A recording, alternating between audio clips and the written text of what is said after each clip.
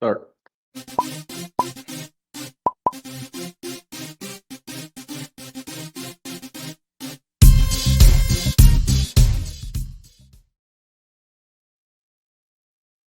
Hi, it's Nick and Ron with another edition of Ask Ron. How you doing today, Ron? Outstanding. We just completed our Quick Start Real Estate School here in Jacksonville with some excited people. It's a long 4 days, eh? Yeah. A lot of information. All right. Well, we got a few questions here from our Gold Club members. Let's see. We got first one is from Qiana. Qiana wrote in a question last week, and she's thanking you for answering that question about financing repairs for a home she acquired, then titled to a land trust. And here are a few more details to fill in some blanks. The home belongs to my mom, and my name was already on the deed before placing in the land trust. She is now in a nursing home. Mortgage balance is $67,000. Estimated ARV is $170,000. We have only transferred the title/deed so far. My mom still makes her mortgage payments until I get a renter. Only our attorney are drafting the trust documents, and I am planning to wholesale a deal ASAP to fund my real estate school tuition. The original question was, I have a property that I titled into a land trust. I want to sell it on a land contract in Virginia. Is that possible, or do the land contract and land trust conflict? No, your land trust can sell the property on contract for sure. Your land trust owns it. The trustee, as trustee, can sell your can lease option or sell it with owner financing or whatever you want to do. Okay. Tony and Angie from Ohio. Thank you for the great answer last week about options. As a follow-up, if a homeowner is facing an unexpected major expense, like a roof repair or HVAC replacement, and they want to keep living in their house, what do you think of paying that expense for an option to buy their house at a set price in the future? No. Sounds like it'll be a major expense. Sounds like it'll be thousands of dollars. And I'm not going to pay that unless I got a lot of equity if I actually buy the house. And then there's the question of how are we going to buy the house? Is it going to be terms or is it going to be all cash? If it's going to be all cash, it's going to be really discounted price. Then the next question would be, how come we don't just buy it now unless they don't want to move? But if you put that much money in that house, I'd put a lien on the house. Same as a contractor would do. Come put a pool in the backyard. They'd put a lien on the house until they collect it. And then I wouldn't worry about it too much. So that's actually a good thing to do. If you put up money to fix their roof, replace their roof, anybody would expect you to put a lien on their house till you get paid. So you have to check with your attorney on that. But just don't do it and hope that they're going to move or sell to you or whatever. Everything must be in writing.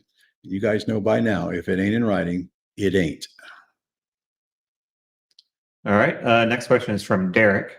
Says the agreements coming from a realtor, usually DocuSign, is considerably longer than the agreements that we're accustomed to on Planet Ron and full of legal mumbo jumbo. Do you use any software to review them faster?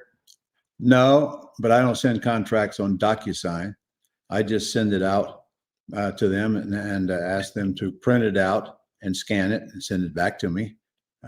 DocuSign's a pain in the neck if you ask me. I know it has a place, but I don't have any problem getting people to do that. And worst case, let's say they don't know how to scan it. Well, I'll tell them to download Genius Scan and tell them it's 2-3 buttons. And most people can do that nowadays anyway. Worst case, they sign it and put it back in the mail to me or FedEx it to me. All right. So what about the documents that you get from realtors? How do you review those?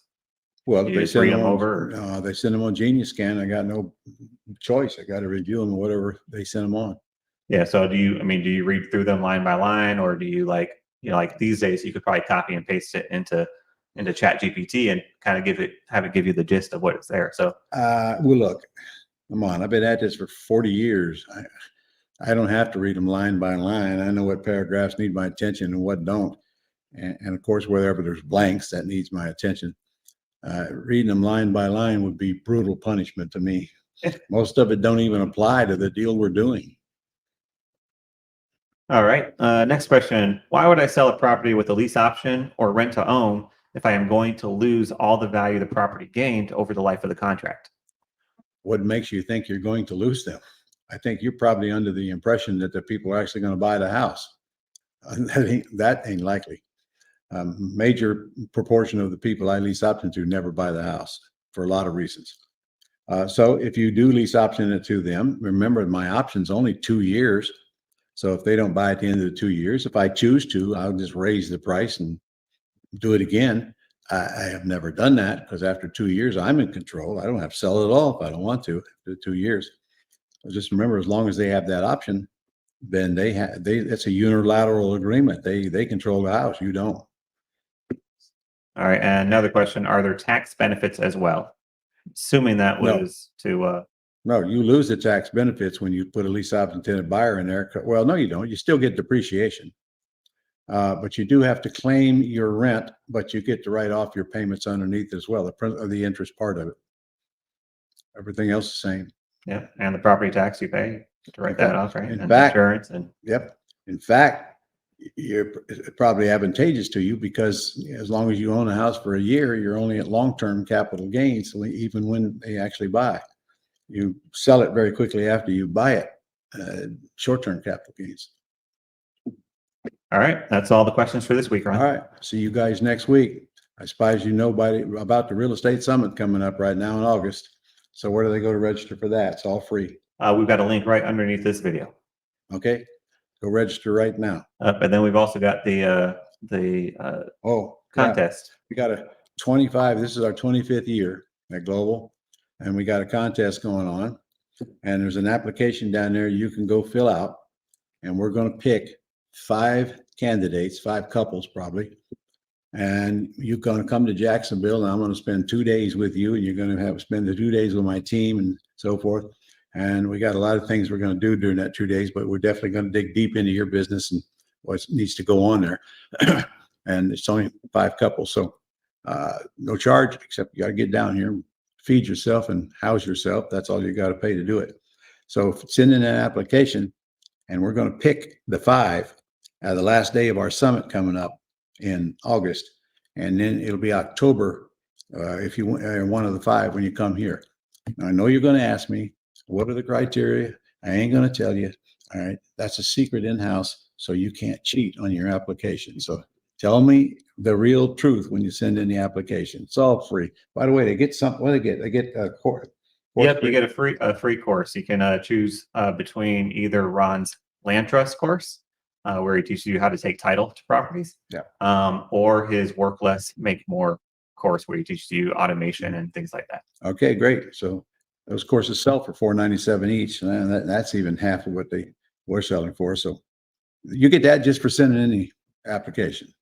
So now you said you'll probably be selecting 5 couples. When you say couple, they don't have to be married to be there. When you say a couple, that might be like them and a business partner. Or... Yeah, that would be parent, child, spouse, significant other, or someone in your business. All right, so we're selecting 5 people, and you can bring a guest with you. Which turns into 10. Yeah. Okay. And we're going to feed you too, for crying out loud. What more do you want? Huh? I'll take you out to dinner one. Where do you say, Denny's? Where we go? Denny's is good. We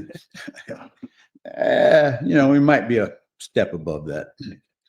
All right, guys. I'll see you next week. Let's go out and do something to move your business forward.